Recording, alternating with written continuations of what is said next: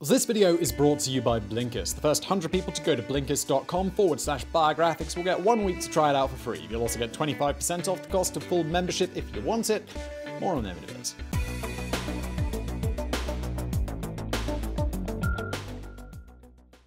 They say that all great journeys begin with a single step. Likewise, all mighty empires must start somewhere when one king's might and cunning match his ambitions. Egypt is undoubtedly one of the most famous civilizations of the ancient world. It has given us wonders like the pyramids of Giza that still stand today over 4,000 years later, while other structures from that time are nothing but crumbled ruins and dust in the wind. We have actually already covered the Fourth Dynasty here on Biographics, the dynasty that was responsible for many of the landmarks that we associate with ancient Egypt. But then we thought, why not go back even further? That is why today we are starting at the very beginning, as we take a look at the First Dynasty of Egypt.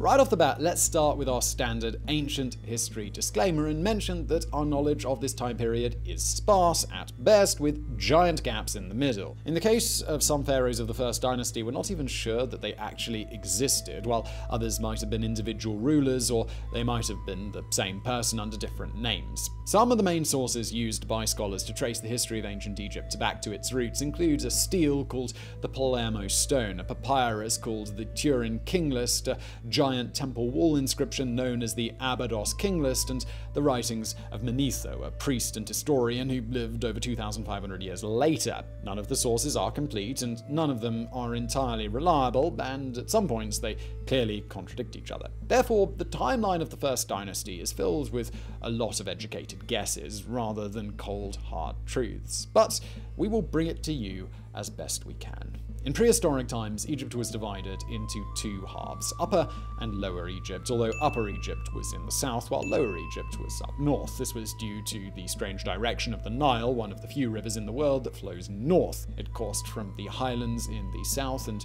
traveled north, forming the Nile Delta in Lower Egypt, where it drained into the Mediterranean Sea. Each region had its own king, and unsurprisingly, they often fought with each other. Eventually, this led to the unification of the two lands into a single Egypt sometime around 3100 BC, thus launching a new era known as the Early Dynastic period, which lasted until the beginning of the Old Kingdom about 400 years later. However, the identity of the person responsible for this unification is a matter of debate. We have two names, Narmer and Menes. There are various ancient sources that credit each of them with being the triumphant conqueror and first pharaoh of a united Egypt. For a while, the general belief among scholars was that Menes was the pharaoh, while Narmer was the name of the last king of the previous period. However, continued research and new discoveries uncovered additional mentions for Narmer as the unifier, but not for Menes. No contemporary ones, at least. It seems that the sources who mention Menes all came thousands of years later. It was probably 19th century Egyptologist Sir Flinders Petrie who first suggested that Narmer and Menes might be, in fact, the very same person.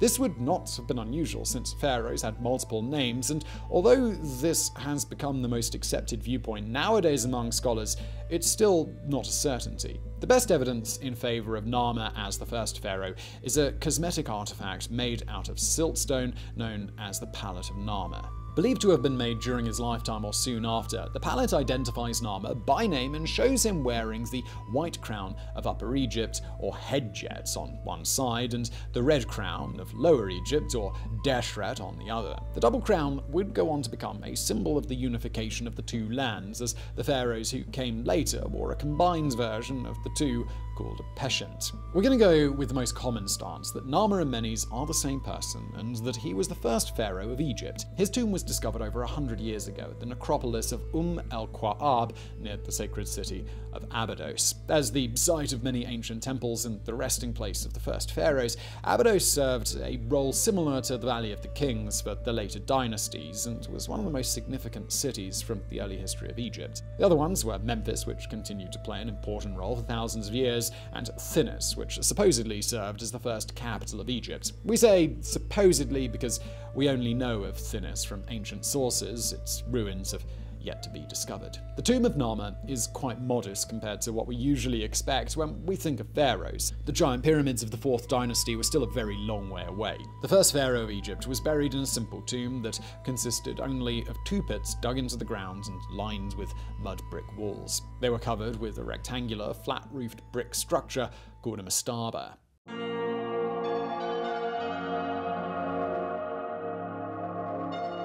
We're not sure for how long Narmer ruled Egypt, but most sources indicate that it was a lengthy reign. According to Manetho, who always referred to him as Menes, he had a very long reign of 62 years and was killed by an attacking hippopotamus. We also might know the name of his queen consort, Neith-hotep. Her name, which means Neith is satisfied, would indicate that she came from Lower Egypt, since the goddess Neith was primarily worshipped there. As Narmer was from Upper Egypt, it is highly plausible that they married as another symbolic unification of the two lands. When she died, Neith-hotep was buried in her own mastaba, which was actually a lot nicer and bigger than Narmer's tomb. Because of this, the Egyptologists who first discovered it over 100 years ago initially thought that it belonged to a pharaoh. In fact, there are still some scholars today who believe that Neith-hotep might have had a short stint as regent after her husband died until her son came of age, which, if true, would make her the first woman to rule over Egypt. Either way, the next pharaoh was Hor-Aha. Presumably, he was the son of Narmer and Neith-hotep, as an inscription with his name was found in his mother's tomb, but we do not know this for sure. In fact, some ancient sources, such as the Palermo stone, name him as the first pharaoh, which is why certain scholars believe that he was actually Menes, the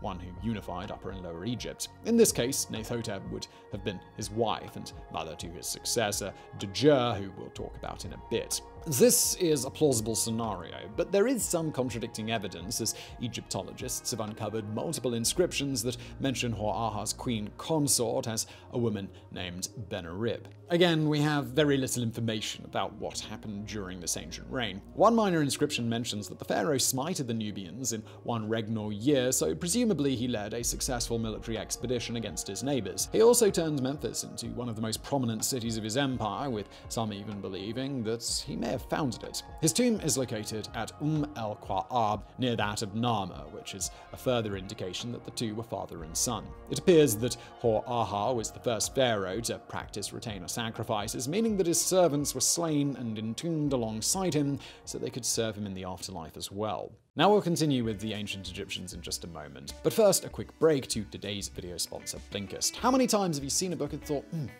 that's really interesting, I wonder if I could read it in 14 minutes. If you're like me, happens all the time. I mean, reading is great, but I do have other stuff to do. I can't just sit down for 3 days in the middle of the week and read a book from cover to cover. Fortunately, there's Blinkist, which condenses that meaty hardback you've been staring down into a quick summary, like Cliff Notes for adults. With Blinkist, you can read a book on your lunch break, or better yet, do what I do and listen to a book summary like a podcast. I walk to work every day, and so I pop in my headphones and I fire up the Blinkist app, and by the time I've reached the studio, I've listened to a whole new book, or at least a summary of the most important parts. It's great for multitaskers, and when you're me, the fact boy, you've got to cram in as many facts into your day as possible. Blinkist has 14 million users and more than 3,000 titles to peruse. One that I've got on my list right now is The Innovators, which is a Walter Isaacson book. He also wrote the Steve Jobs biography, which I really enjoyed. I haven't actually read this yet. Probably listen to it on the way home today. 19 minutes for this one, divided into 13 blinks. Definitely worth checking out. And so, if you're interested in learning big ideas in small packages, head to blinkist.com/biographics, where the first 100 people will get to try out Blinkist for free. You'll also get 25% off if you want the full membership. Again, 7-day trial, cancel at any time, blinkist.com/biographics. And let's get back to Egypt.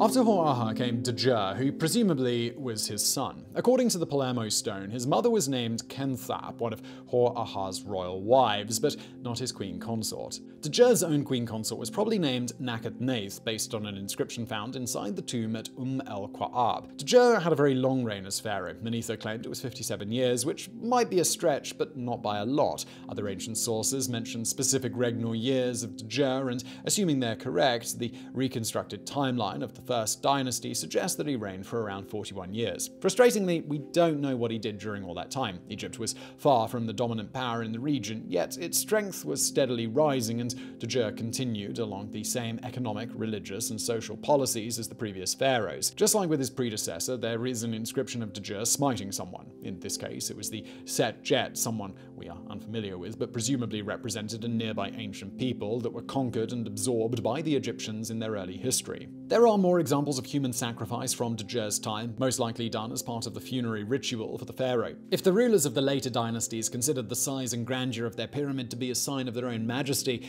then for the pharaohs of the First Dynasty, it must have been the number of servants sacrificed in their home. In Deja's case, over 300 people were buried with the pharaoh in his tomb near Abydos to serve him in the afterlife. This was a practice reserved mainly for the early dynasties. The later ones all used ushabtis, tiny figurines that symbolized the pharaoh's retinue, instead of actual humans. Deja was succeeded by Dejet, who is an even bigger mystery to us than his father, assuming that they were related. Part of that is due to his relatively short reign, which was around 10 years, even though Manetho again ascribed him to a much lengthier reign of 23 years. The reason scholars feel confident that Dejet did not rule that long is because an inscription on an ivory artifact mentions that he only participated in one Sakar festival, which was held every 6 to 10 years. The other reason we don't know much about Dejet is because of a very poor historical record, even by the standards of the First Dynasty. The part of the Palermo stone that includes his reign is just missing. Scholars presume that he continued along the same lines as his predecessors, governing over a thriving Egypt that was steadily increasing in power. His tomb is also located in el-Quar,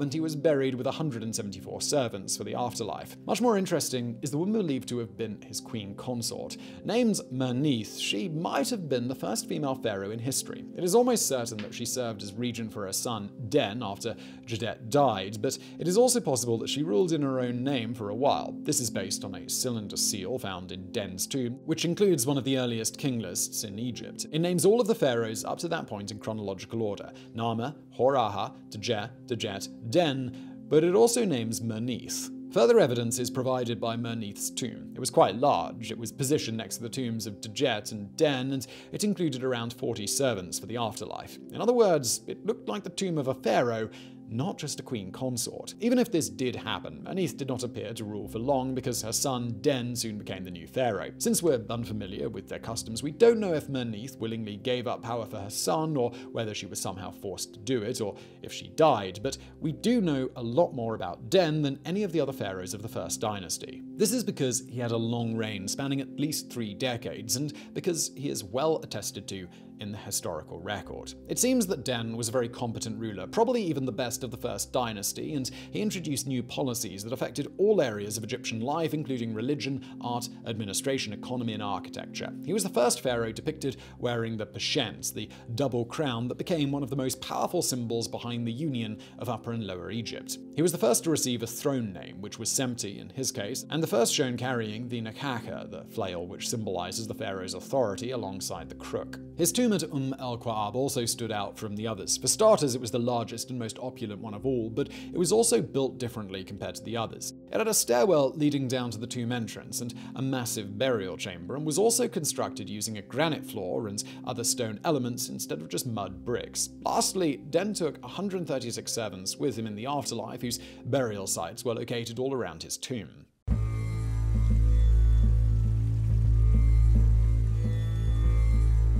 Following the reign of Den, it appears that the First Dynasty went on a steady decline that eventually led to its collapse. He was succeeded by Nejib, who is poorly attested in the historical record. He may have been Den's son, but we have no evidence that points to this conclusively. Modern scholars are also fairly certain that Nejib had a short reign, no longer than 10 years, even though the Turin king list credits him with a highly improbable reign of 74 years. Egyptologists also believe that Nejib took the throne when he was already pretty old, which would make sense if Den was his father, given that he held the throne for anywhere from 30 to 50 years. We know a very few events from the timeline of Nejib. Some cylinder seal impressions mention the construction of a new fortress and a royal residence. It also seems that the pharaoh had problems with revolts in Lower Egypt, which continued into the reign of his successor. Arguably, the most notable thing about Nejib was how bad and poorly constructed his tomb was. Up until this point, the royal tomb seemed to get steadily bigger and better as the Egyptians continuously improved their royal funerary traditions at Abydos. This culminated with Den, who had the nicest tomb of the First Dynasty, but then went sharply in the opposite direction with a Nejib, who had the worst one. For starters, it was the smallest, even smaller than that of Nama. It measured 16.4 by 9 meters and only consisted of 2 chambers and a stairway. Granite was completely absent this time, and the burial chamber was made entirely out of wooden planks set directly in the sand. 64 burial sites were located nearby for Nejib's servants. The tomb was done in a rush and without much concern, but the question is, well, why? Was the lack of care somehow indicative of how the Egyptians felt about the pharaoh and his reign? Was it a sign of how his successor felt about him, or was it simply done according to the orders of Nejib himself, who simply wasn't that interested in having a fancy royal tomb? We don't know the answer, but speaking of his successor, Nejib was followed by Samarkand, who probably ruled Egypt for around 8.5 years. Some ancient sources credit him with a longer reign, but the Palermo stone actually has an entry for each of his regnal years, and his 9th one is listed as the year of his death. Samarkand is the only pharaoh of the First Dynasty in this situation, so he is the only one whose reign we can establish with a modicum of certainty. Unfortunately, even though scholars can see entries for each regnal year, the Palermo stone is too damaged to actually read what the entries say, so we know little about Samarkand's reign. We know that it was troubled by revolts like that of his predecessor, but that's about it. Egyptologists have made a lot of hullabaloo about Samarkand's relationship with Nejib, which may have been hostile. Initially, they speculated that Samarkand may have usurped the throne from his predecessor because they found in his tomb artifacts originally made for Nejib, which had his name scratched out and replaced with Samarkand. Furthermore, Samarkand was left off the Saqqara king list made during the 20th dynasty, indicating that his descendants may have wanted to forget him. This idea does not have a lot of support anymore, mainly because it seemed that his immediate successors recognized Samarkand as the rightful pharaoh, and because other rulers also took vessels belonging to their predecessors and replaced the names with their own. Samarkand's tomb at al-Quar was considerably nicer than the one belonging to a Nejib. It was much larger, about 29 by 31 meters, and the burial chamber was lined with bricks. 67 additional tombs surrounded it for his royal retinue. The tomb had been so saturated with aromatic oils that even when it was excavated by Flinders Petrie almost 5,000 years later, the fragrance still permeated throughout the chamber.